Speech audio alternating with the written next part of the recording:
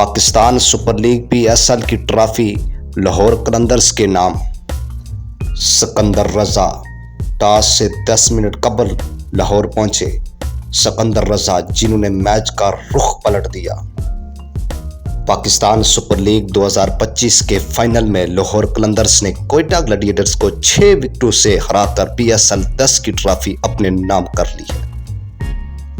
Quetta Gladiators ने toss जीतकर पहले बैटिंग करने का फैसला किया और कोयटा ग्लैडिएटर्स ने लाहौर कलंदर्स को जीत के लिए 202 रन्स का हदफ दिया था, जिसे लाहौर कलंदर ने आखिरी ओवर में 6 विकेटों से जीतकर तीसरी बार PSL की ट्रॉफी का टाइटल अपने नाम किया है। मैच का सबसे दिलचस्प मोड़ आखिरी ओवर में सामने आया, जब 6 गेंदों पर लाहौर कलंदर्स को जीत के लिए 12 रन्स दरकार थे, लेकिन सिकंदर रजा यहां गेम चेंजर साबित हुए, जिन्होंने पहले एक छक्का और सेकंड लास्ट बॉल पर चौका मारकर बाजी पलटा दी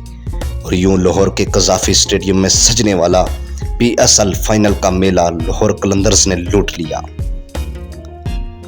याद रहे, कजाफी स्टेडियम में खेले गए PSL 10 के आखिरी मार्के में कोयटा ग्लैडिएटर्स ने पहले बैटिंग करते हुए